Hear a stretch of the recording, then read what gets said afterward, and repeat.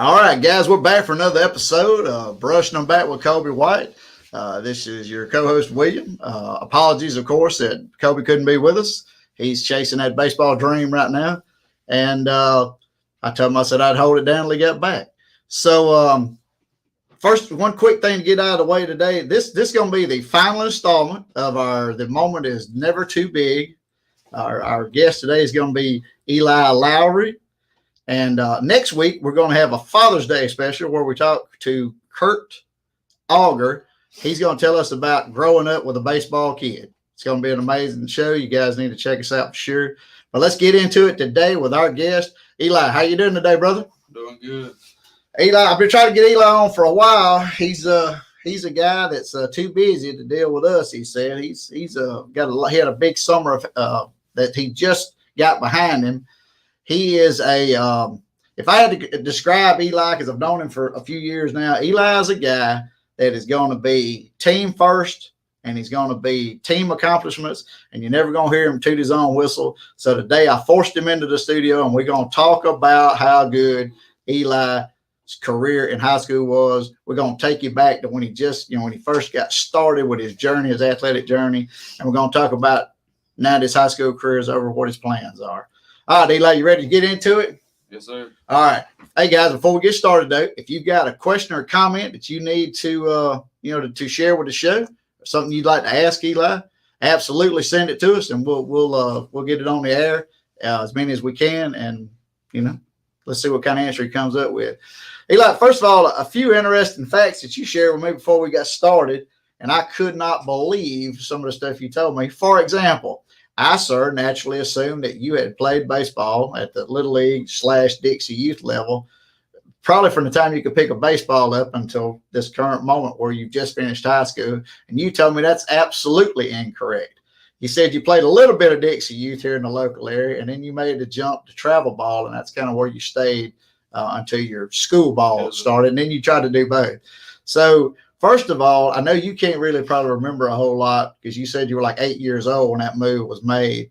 But what was it like going every weekend? I mean, as an 8-year-old, 9-year-old, 10-year-old, every weekend you said it seemed like you were.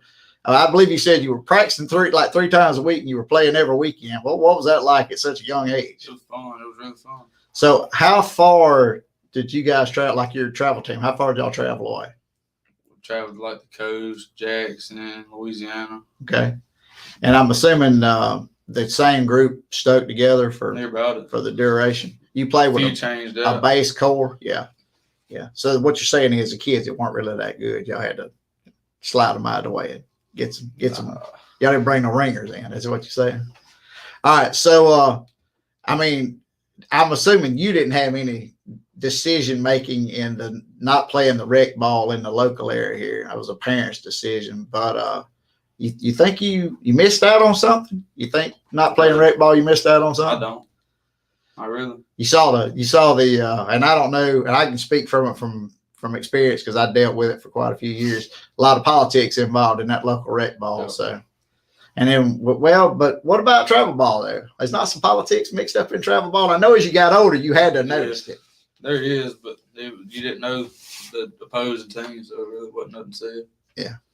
It was mainly just the grown-ups. The grown-ups getting away with everything, though. That's right. All right. So you also, let me ask you a question now. I know you played travel baseball, and then you're also a football player. You played football all through high school. Now, how early did you pick up football and play? Fourth grade. So the Pee Wee. That's right. The Pee Wee, right? Now, was that local rec or was that school? I played Pee Wee 4th and 5th grade at CA. Okay, which is for some of our listeners that don't know, CA is Columbia Academy, which we featured on a few previous episodes. That's a local private school here in Marion County. And then you made a jump from private school to public school at some point, right around there. My 6th grade year. 6th grade year. So you played 6th grade public school Pee Wee. I played in the local. The local city league, yeah. Yeah, which is a really amazing program. So that's a really good job. They have a lot of young men that they give opportunities. Keep them off streets is the best thing about that. So football and baseball, you played them both. right. And you played them well. You did well on both of them. I remember watching you in the fall on that line, just like a bulldozer, clearing the way for some of these fantastic running backs that Columbia High School has had.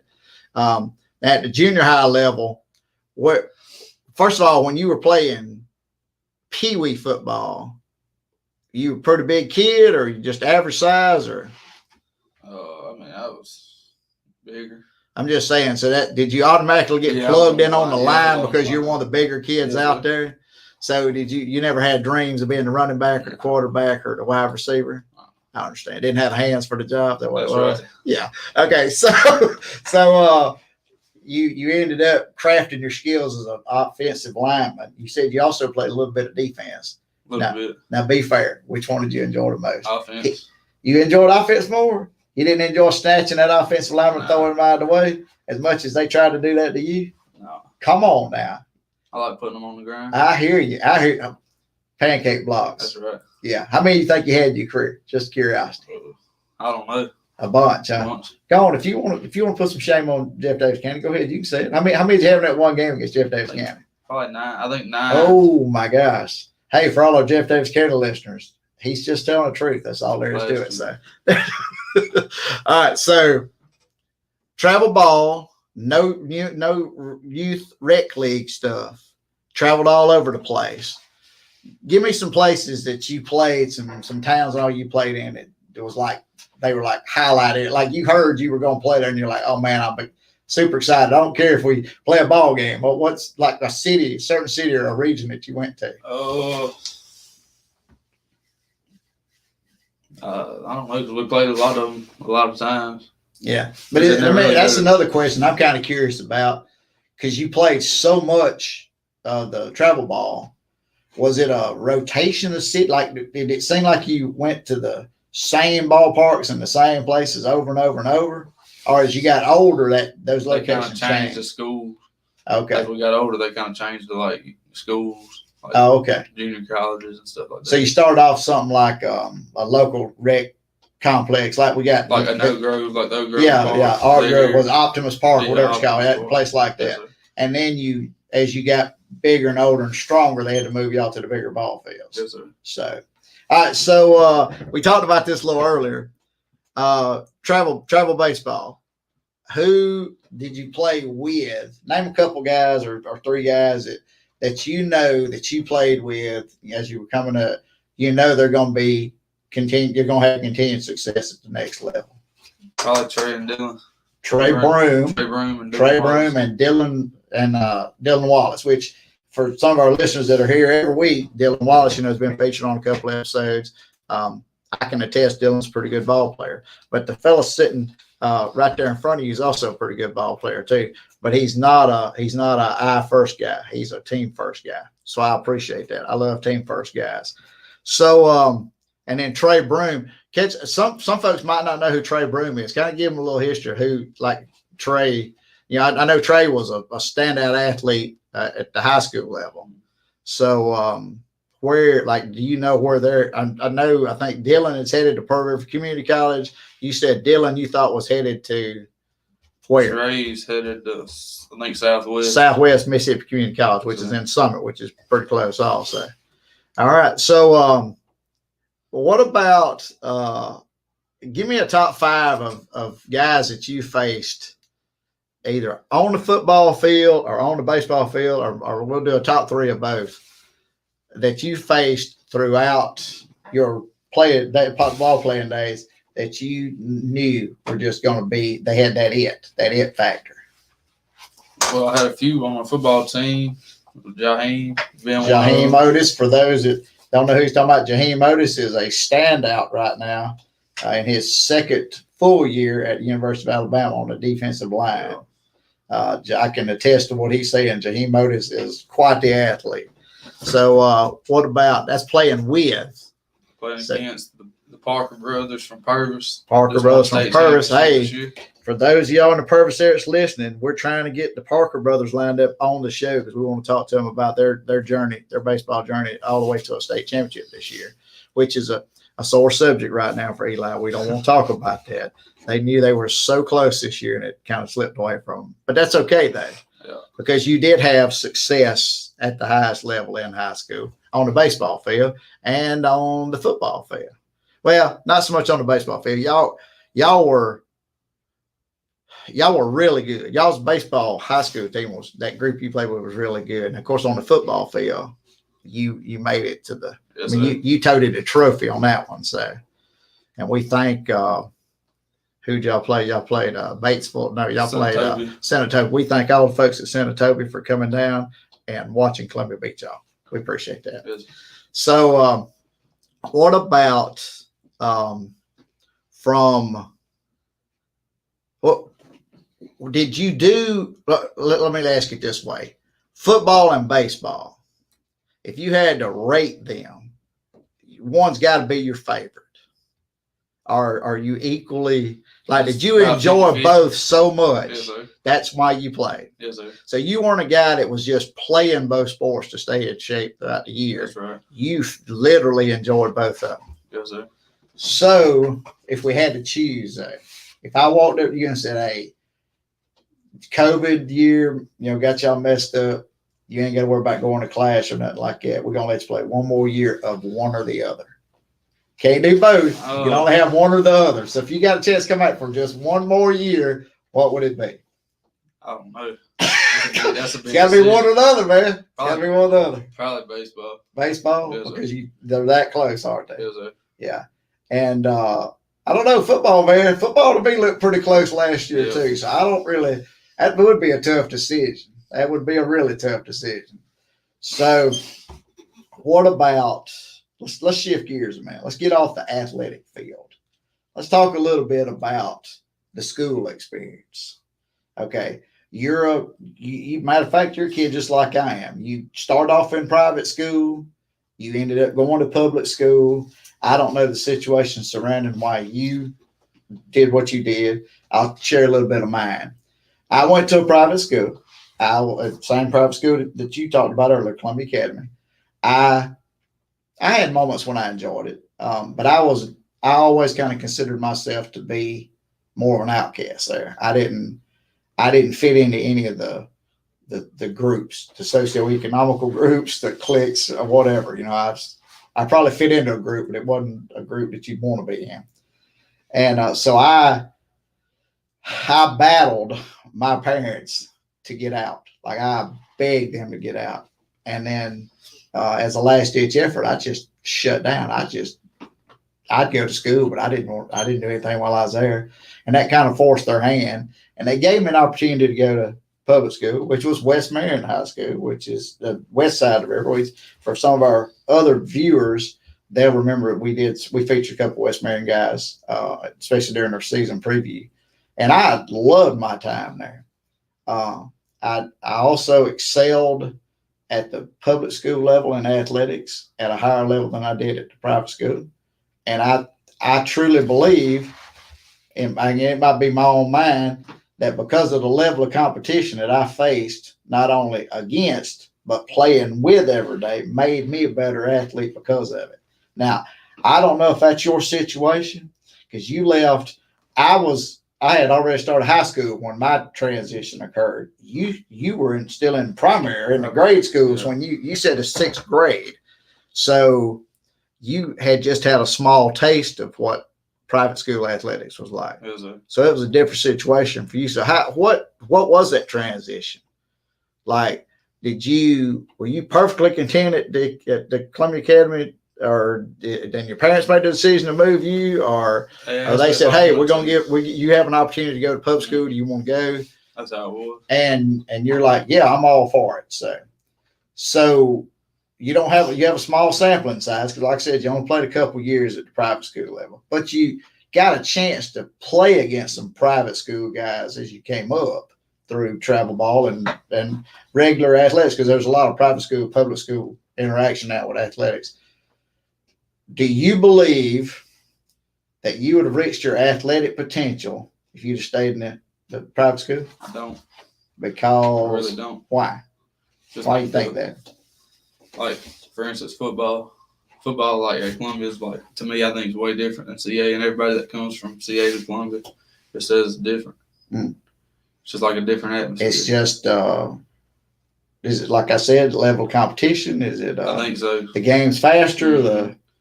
I mean, I tell people all the time, you're never going to know how good you can be at something until you're pushed to your limits. That's right. And if you're in a place where you're comfortable, see, you were comfortable at the private school, you're saying, and you were not being pushed to your potential. So did you, even as a young guy, sixth grade, what were you, about 12 years old when that happened? Yes, sir. 12 years old. So at 12 years old, from 12 to like 14, for example, you'd been in the public school for a couple of years then. Could you see that drastic change? Like, holy cow, what if I done bit off more than I can chew here? It was different when I first moved, because didn't really know nobody, had to make new friends. Mm-hmm. But whenever I started making friends, it was all gravy at that point. Yeah. So like you were in the sixth grade, you said you were 12 years old. So what, 14, you were sitting in junior high at that point, which junior high is tough anyway. Was that a hard transition? Really. I see a lot of kids that had a huge transition, not only athletically because of the physical, the physical makeup changes so drastically, but also academically and all that. But according to you just breezed through school anyway. Like, did you even show up most days, or I showed up? Were you one of those I don't open my book guy? Because I don't open the book guys. See, half my viewers just turned it off because they said, "Oh, it's one of them I don't open my book guys." So school was always easy for you. Yeah, sir. Okay. So the transition academically was pretty easy too then. Or did you feel like it was to me the public school was a little tougher than the private school, like my first year there, but like once I got used to it, it was interesting. That is interesting because I've heard people, I've talked to some people personally that tell me the exact opposite. They felt like they had an easier time in public school. But and I'm not, first of all, I'm not disrespecting any public school in the country, because what public school teachers do, they should get combat pay for some of the conditions they have to work in. So before I say another word, I want everybody to hear what I just said. I'm not in any way disrespecting or denigrating any public school employee, because they do a fantastic job. But I've heard people tell me that they went to a private school and the education was so much better. And I don't know that I believe that. I probably at one point had been brainwashed to believe that. But now that I've had an opportunity to be close to like Columbia High School, for example, Columbia High School, I've had 3 kids go through it. And Columbia High School's curriculum is quite impressive. Sure. I mean, they're able to take classes that I wouldn't have had a chance to take till I got to college. So I'm super fired up about the opportunities that young people get, not only in the private school, but in the public school too. So let's talk about academics for just a second. Okay. So if you never played a down of football, or you never picked up a baseball or corded out, swung a bat, whatever, you could have just started in kindergarten and just rolled right on through high school and still walked out with a bunch of medals and awards and all that stuff, all that. You could have.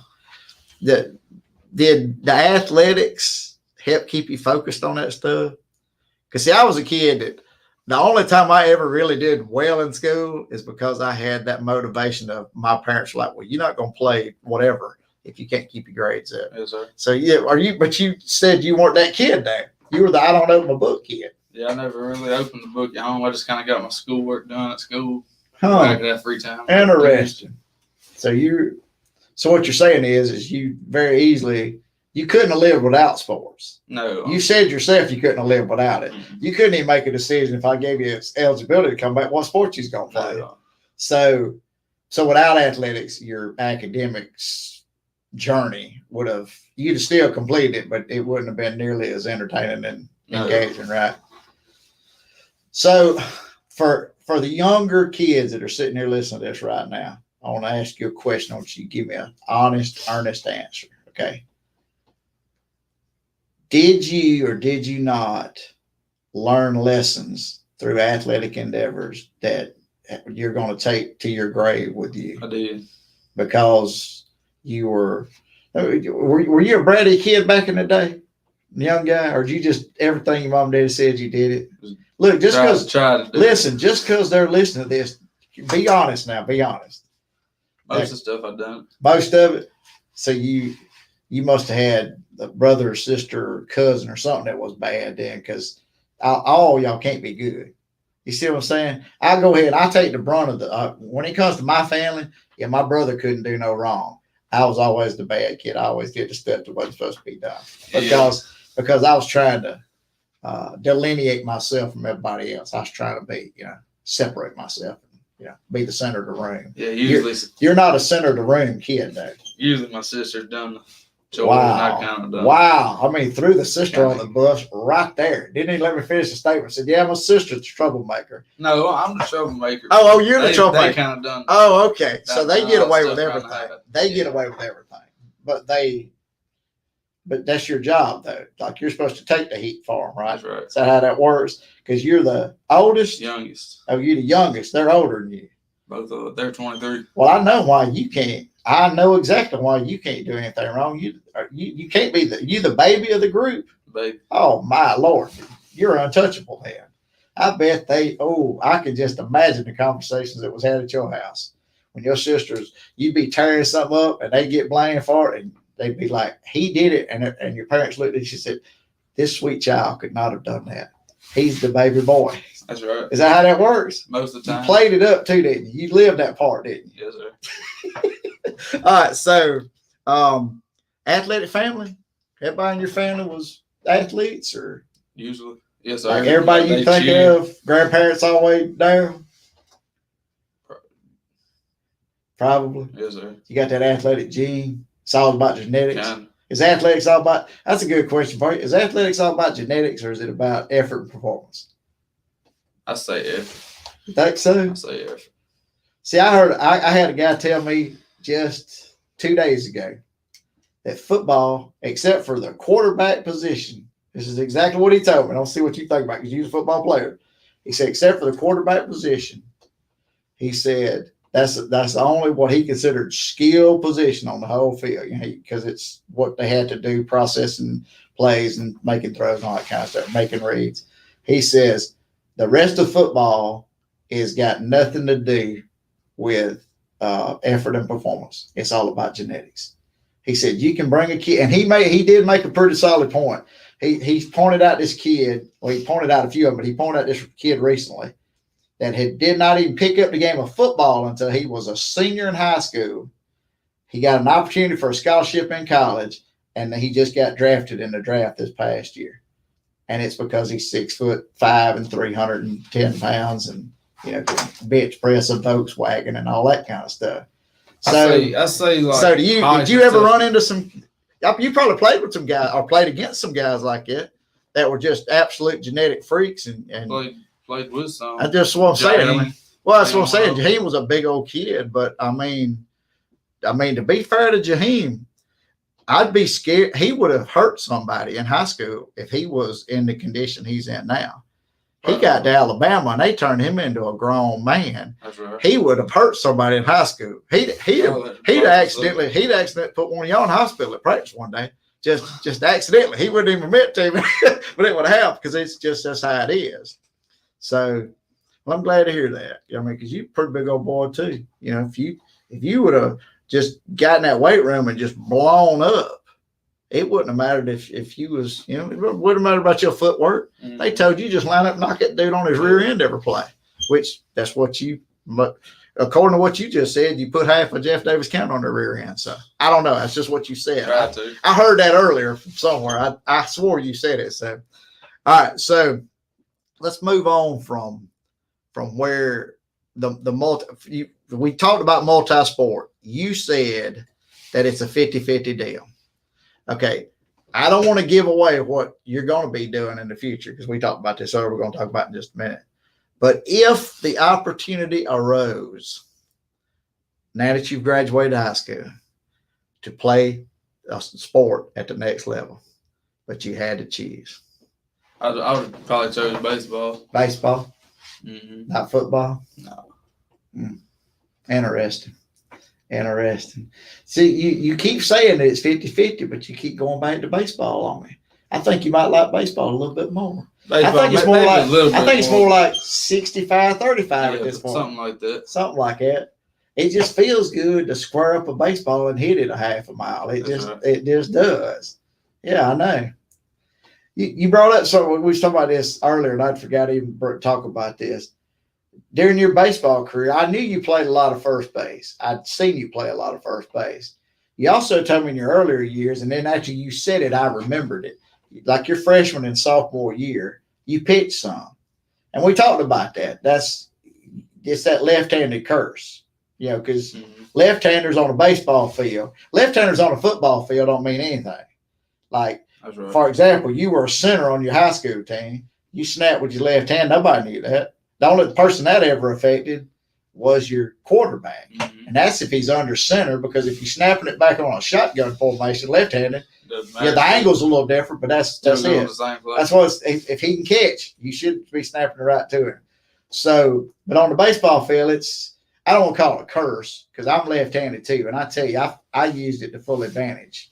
I just enjoyed being left-handed. They tried to convert me. Not really. They didn't convert me. They did convert me, actually. When I was starting school about 300 years ago, and I was sitting in that desk for the first time in school, I started to write left-handed, and they stopped me. And my teacher moved the pencil to my right hand. And then I had to, I learned to write right-handed. My handwriting is atrocious. It would have really been atrocious left-handed. So do you write and sign everything left-handed, or you write? Everything I do left-handed. Left-handed. Do you have horrible handwriting? It ain't the best. Man, don't tell me if you got girl handwriting, we're going to shut it down right now, because you already a kid that don't know my book, and now you're going to tell me you got impeccable handwriting. No, it wasn't the best handwriting. That's what I'm saying, though, and that's what they told me. They didn't want my work to be sloppy.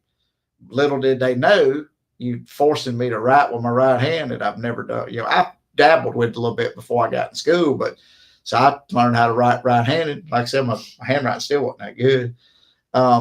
But back when I was going to school, man, a left-handed kid was an absolute freak. Like I remember going to school with a guy that wrote left-handed, and when he wrote, he got down so hard on his desk that he was like covering the desk up, like you couldn't even see what he was. I was like, wow, that's crazy. But then as I got older, that the ability to throw with my left hand or whatever, and I'm also left-footed. I kick left-footed too.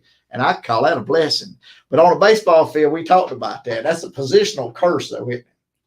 So how many opportunities, like if you'd have shown up at I don't know, if you was 10 or 11 years old and you showed up into your one of your travel ball tournaments and you looked at the travel ball coach, hey coach, I'm gonna play third today.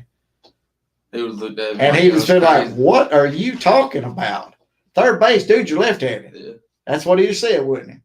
But you know what I don't understand about that? Why couldn't you play third base? You play first base. What's the difference? Because on the opposite side of the field, you'd have to turn your whole body to. But I'm saying, but let me ask you a question then. You're a first baseman, been first base for a long time. You know about positioning, footwork, all that kind of stuff. You talked about arm angle, all that. What's the difference in a ball being hit to third base and you making that pivot and throwing a second, and that ball being hit to first base and you making that pivot and throwing a second? Still the same motion. Still the same exact delivery, everything. But if you're third base left-handed, when you catch the ball, you're gonna have to spin around to make the throw left-handed. You have to pivot at first base too. You have to make that same. Not left-handed. Not if you left. No, sure you do. No. Sure you do. Sure you don't. If a ball's hit down the line, you have to turn your body to throw the ball to second base. That's a backhanded play, though. Is it? Huh.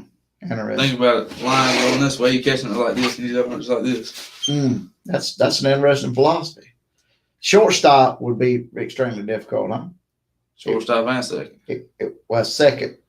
Second to me would probably be the most difficult position to try to play and be left-handed. I mean, in my opinion.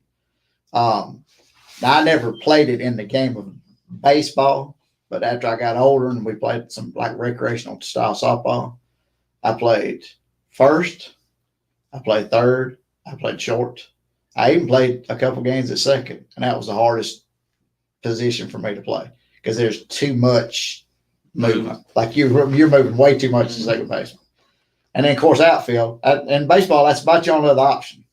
First base, somewhere in the outfield, and and then of course pitch. And you pitched a little bit. You said back in the day, A little bit. freshman and sophomore year. Interesting. I thought I'd just gloss over your pitching career, but then I got thinking. We were talking about this before we got started. You pitched against a couple of absolute studs that are playing college baseball right now. Yeah, when you faced Madison Central High School. Yes, sir. And you, go ahead and brag a little bit. I didn't know what coach was doing whenever I saw my name pitching that game. Well, man, he knew you was going to shut them down. Now, for those that are listening, I mentioned Madison Central High School. I'll go ahead and mention the two players we're talking about. Some of y'all might have already figured it out. One young man that he was facing and shutting down, I might add, I'm talking about lights out on him, was a gentleman named Hunter Hines, who happens to be one of the better players in college baseball right now, plays at Mississippi State University.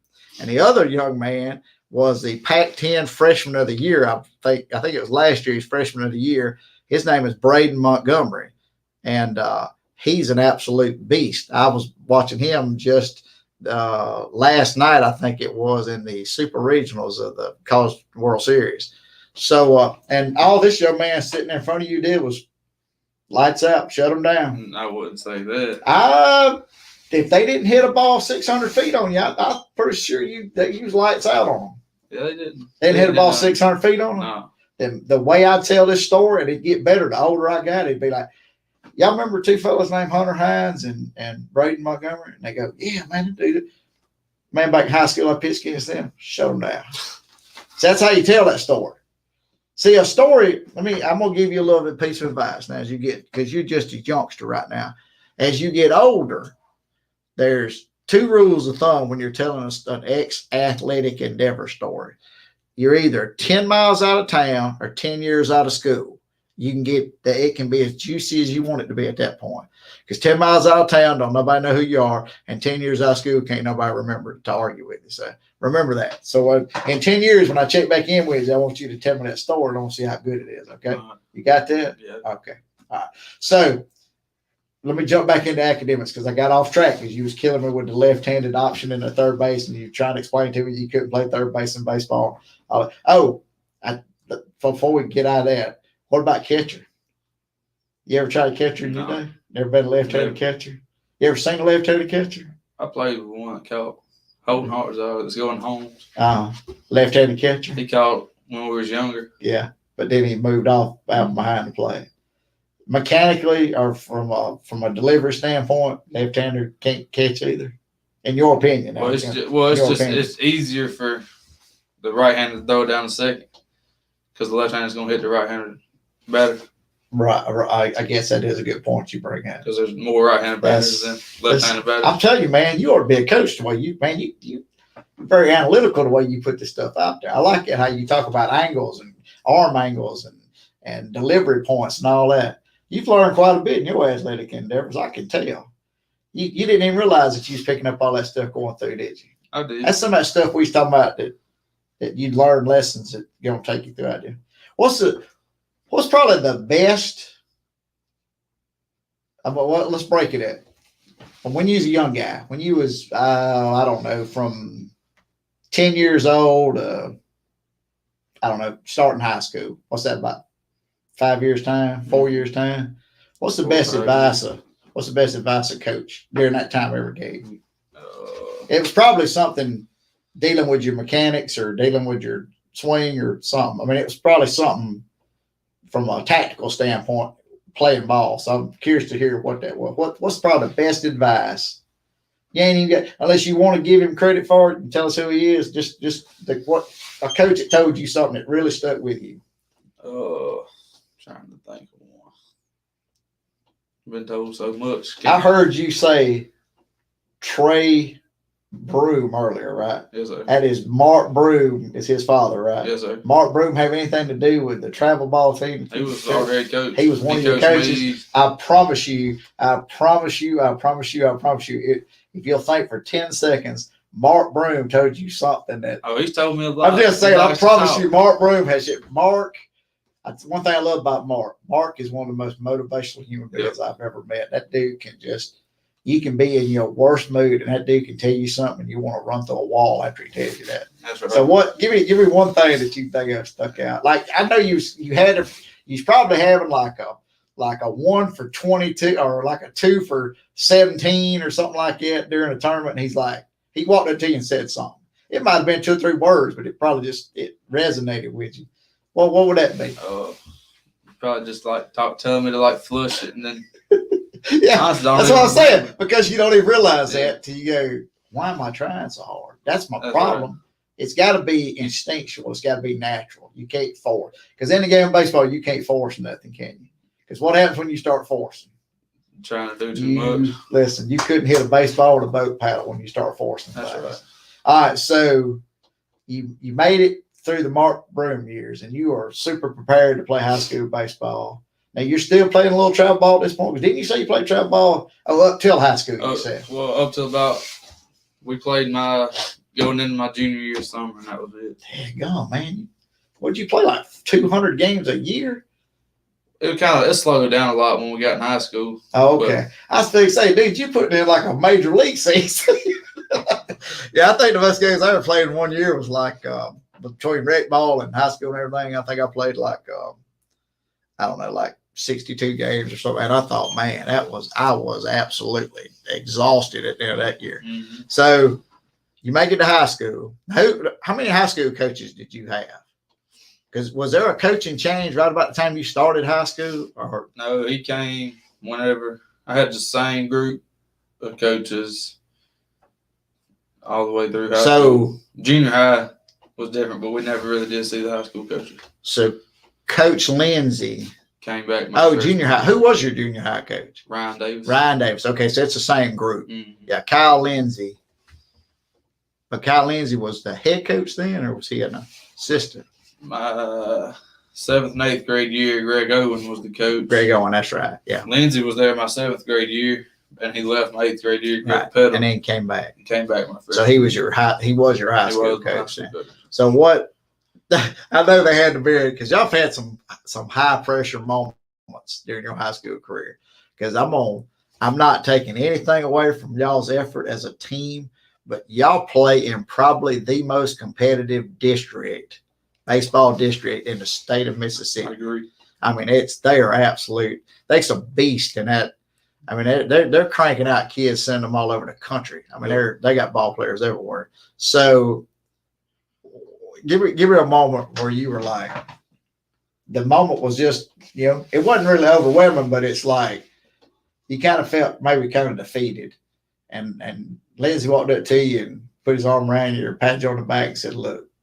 And then what did he say? I mean, I know now he come up with some stuff too now.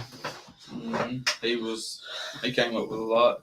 Now, was he the major motivator on the coaching staff, or was there somebody? Was there that one guy did y'all have a hype coach? I guess what you call it, Coach Davis. Was he your hype coach? Ryan Davis gave you some pearls. He gave a lot of pep talks before games and stuff. Did he? I mean, real good ones. Yeah, pretty good. So what? So in the middle of one of them moments when you just God, man, you just want to walk in and throw your glove through the back of the dugout, like one of those moments. You've had them. Everybody's had them that's ever played baseball. Especially if you just was in the middle of a battle with like Purvis High School, for example, we talked about earlier, or Sumrall High School, which is they're pretty good too. Give me a moment. Like what pearl of wisdom did they share with you that kind of re-energized you or turned you around? I think for some reason, maybe either Purvis was playing Purvis and the Adidas tournament, and they brought in a pitcher change, and I was just down there talking to him, and I think we may have been down a couple of runs. It was like he fixing to get a big knock. He knew. He was I didn't know he was a fortune teller too. Right. How did the big knock turn out for you? It was maybe a double.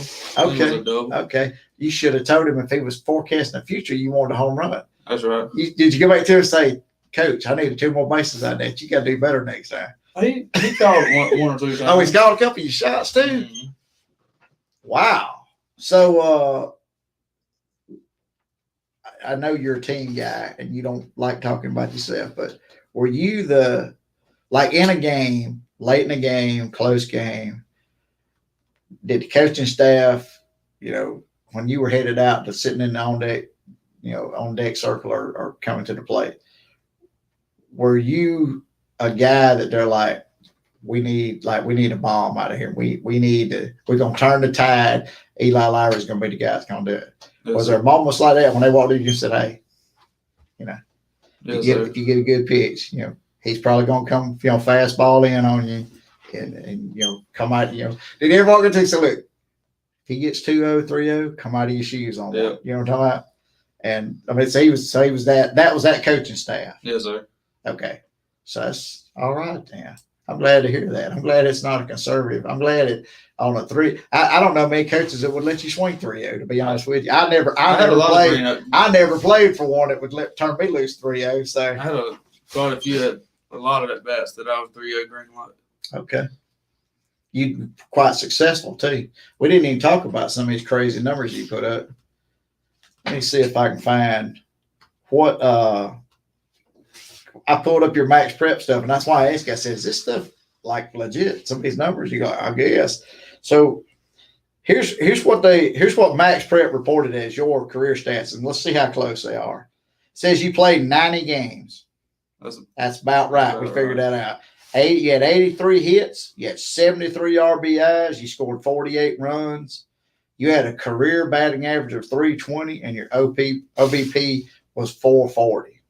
That's not bad, Chief. That's not bad at all. Your junior and senior years, your on base percentage was crazy. Like it was like 1,100 and something. Yeah, 1102 and 1107. Did you have any idea you was? I knew you was. I never really. I watched you play some, man. It seemed like you were getting on base quite a bit. Especially your junior and senior year. Now your freshman year, let's talk about your freshman year, because the freshman year was kind of I hate to call it a throwaway year, but from an athletic standpoint, from Pee Wee all the way up to the major league level at football, baseball, everything. That's kind of a shutdown year, 2020. How many games did y'all actually get to play that year? It wasn't many. Probably 15 or 16. 15 games they shut y'all down. 16, did y'all even make it to like district play before they shut the season down? I know the college season shut down right before, like the SEC, for example, shut down as soon as their non-conference schedule was over. Is that about what they did with y'all? I think so. So you played like 15 games your freshman 15 year. 15 or 20 games. All right, so for a guy that loves to play football and baseball, football's over. You've been, as soon as football's over, and y'all played, because 2020, 2020 was Coach Builder back? Was he there in 20? Yeah, he was there in 20. He's been there since. Yeah, 20. He was there in 2020, because I know how disappointed they were that their season was affected also. It was tampered with. So you're trying to limp through football season, get as much play as you can. You find out that COVID's starting to shut everything down. You're coming off of football. You're hoping you're going to get to play baseball. They tell you you play 15 games. And that's it. Mm-hmm. Probably the fewest amount of games. That's got to be the fewest amount of games you probably played since you were 5 years old. Probably so. So how in the world does a guy that loves football and baseball to the point that they kind of, it kind of keeps his world turning, how do you make it knowing the springtime is here and you're going to play 15 ball games? Like what was 2020 had been a miserable year for you. It was. I remember we played a Saturday game, and it was our spring break week. Or it may have been a Thursday game during our spring break week. Mm-hmm. And we played that game, and then we walked in the locker room after the game, and it was like, so y'all had no inkling it was gonna be over. We just kind of figured it. I think we were still playing, and other schools around us was getting shut down. And he was like, he said something. He was like, I don't know if we get to win if we get to play again, but I'll let y'all know. He's like, well, that threw your whole routine, because you had a routine. In season you have a routine. So did you stick to the routine? Did you? Because they wouldn't even let y'all. They wouldn't let y'all into like the facilities. They wouldn't let you into the facilities. So you didn't. So you just on absolute lockdown. Mm-hmm. So you were lost. You had no idea what to do. That's right. So what'd you do? What did you? Since you're out of your routine, you went to the creek a lot, I guess. Went to the creek. We worked out a lot. Did you? Some of the gyms were still open. Oh, I was going to say, I'm glad you qualified that. I was hoping y'all didn't climb through a window at Columbia High School. No, we wouldn't do that. Yeah, they wouldn't do that. All right, so how did you? So you went through 2020. Did you feel? I mean, I know y'all had to feel excited when they kind of brought everything back up. Yeah, they were able to do put summer workouts would have begun. But I tell you, man, it had to have been brutal. Because I mean, did you feel out of shape and everything when you got back? Because no matter how much you work out, you're not working out. Like you're not taking ground balls, you're not swinging a bat, you're not. You see what I'm saying? You can get in the gym all day long, but if you go every day without, the routine, taking ground balls, hitting in the cage, whatever, you kind of felt like you lost a little something, like your whole world, like you'd worked all that time to start your high school career, and you played 15 ball games. That's got to be. I mean, come on, man, 15 ball games.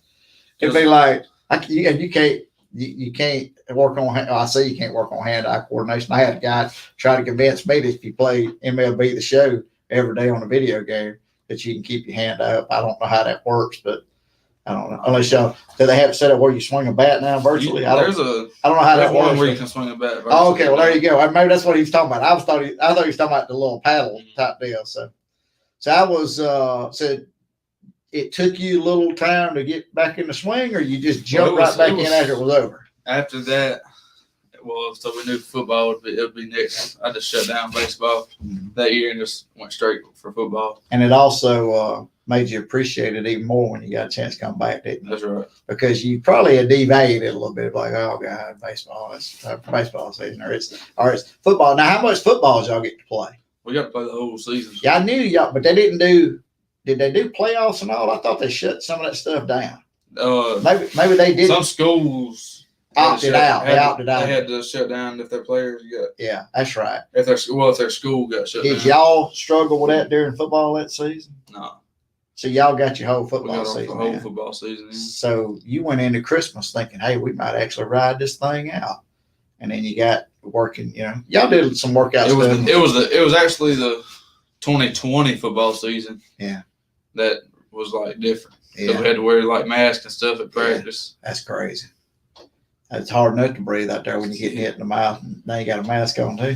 That don't make no sense at all. We're supposed to wear a mask. Oh, shh! CDC, he did not say that out loud. Strike that last comment from the. All right, so you got back, locked right back in, sophomore freshman. 2020 affected everything. I mean, that COVID year affected everything. It affected academics and everything else. So that was a guy that never opened up a book. Went to class in his underwear every day because you were sitting on a computer at your house every day. Huh? Yeah. Distance learning. Yeah. So when we went back to school the next year, we sat in one class all day. Wow, I remember that too. That was crazy. That was terrible. That was bonkers. Yeah, I was thinking that's got to be worse than anything. Then there was at one time one half to school went one day and another half went the next, and it was different. Yeah. All right, so we got somebody that's chimed in. They came in on. They didn't come in on the show. They came in on social media with me here. They got to know because we teased it earlier about you going on, doing your college route and playing ball and all that kind of stuff. You are not going to play any type of sport, and you're going to go to college, and because you're preparing yourself to go out into the real world, the work world. Yes, sir. So what's your plans because you're officially graduated? This is your summer after graduation.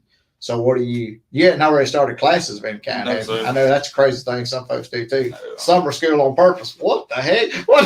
All right, so you're not a guy that opens a book, so we know that. So what do we put? So fall, you talking about this upcoming fall? Yes, what are you planning on doing? Where are you planning on going? What you planning on doing? Go to PRC into the lineman program. Okay.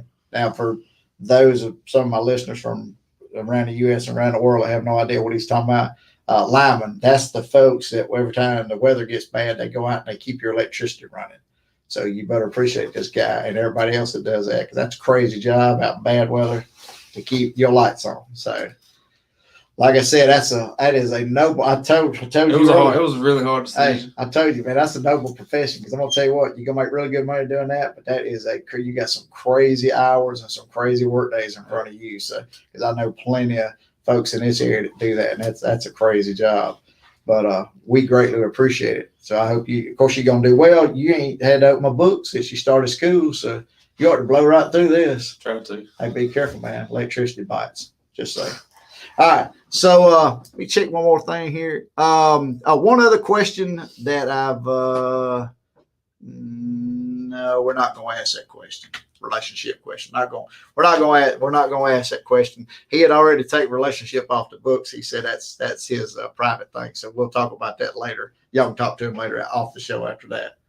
So what about if somebody wants to follow now that you're a big time celebrity because you made it on Rushing the Back with Colby White? Anybody wants to follow you on all your social media handles? You're probably a big social media guy, right? Yes, sir. So what if you want to share as many of your social media handles as you want? Honestly, I don't even know. That man said he don't even know them. He's not on Twitter a lot. I do know that. Not on Twitter a lot, which is shocking to me. Well, it's not shocking because you're a Snapchat guy, I bet. Because I don't know. I'm old. I don't know a whole lot about Snapchat. You're also on. You're actually on Facebook. I bet you didn't even know that, did you? Mm-hmm. Oh, you do know you're on Facebook. Yes, sir. Look, I appreciate a young guy that's on Facebook because that's like the old person. That's the old person social media there. So I appreciate that. He is on Facebook, Eli Lowry. It's real simple. It's got a profile picture. Kind of looks like a 18-year-old Kenny Powers. That's what you're looking for. And sorry, we're gonna bring it. I forgot we're gonna bring up Kenny Powers. That is a sweet mullet you got going there. And he is on Twitter. If you want to try to catch up with him there, I believe his handle is at Eli Lowry _29. I think that it's a number, but I don't remember what it is. 29. What's your 29 was your high school? That's it. It's Eli. It's at Eli Lowry, or no, at Eli _Lowry Eli Lowry _29, I believe is what it is. And then Snapchat, you want to share it, and then I don't know what else you're on. There's so many at this point. I can't keep up with all of them. You young folks, y'all just go with it. So, well, look, man, I am super excited that you were on today with us. I've been wanting to try to get you on because, like I said, you're a team guy, and I love to feature team guys that, especially, you finally were rewarded in baseball because y'all didn't make it to the big gold ball or whatever it is that y'all want. You were selected to an all-star team this year, and you told her it was a fantastic. You talked about how much fun you had. Yes, it wasn't like being with your teammates, but it also was an experience. It was a good experience. It was almost like travel ball. Travel ball on steroids is what it was. I'm glad to hear that happen. I enjoyed the heck out of watching you play both baseball and football in high school, and I wish you all the luck in the world in the future. And for all of you, for all the folks that keep shooting us questions about his relationship, y'all talk to him about that. The man don't want to talk about it on YouTube. Leave the guy alone. All right. So what else you got? Anything else? You got a parting shot? There's might be a 6-year-old out there right now contemplating playing travel ball. What? Give a word of wisdom to him. I would do it. It's really good experience. 6 years old? They really play that? You know, yes, like what's the youngest travel ball there is? I don't know. That's younger than 6? Probably. Are you for real? Man, I might need to get in some of that. That's what big money stuff. We talked about that big money. So look, when you remember when you start having all them youngins now, if you play travel ball, that's a lot of money. Yeah. So you better remember that, folks. That's a lot of money. This boy played travel ball for like 15 years. No, 12 years. 12, you played 12 years. You played through the 10th grade. So 12 years, guys, of travel ball. And look, he turned out all right. So I got to quit bashing travel ball every chance I get now. So see, perfect example. I can't keep talking about folks like that. Hey, guys, like I said, can't thank you enough for being here today, Eli. Yes, can't thank you guys for being here today, checking Eli out as our guest and checking the show out. Guys, remember, like, share, and subscribe. That's the best way to help support our show. Of course, if you want to throw a little monetary donation in there, there's a link down in the description that you can also send support to us. and because we want to keep doing this. We thoroughly enjoy it. So, hey, no further ado. Thank you again, Eli, and we will see you guys next week at same time, same station.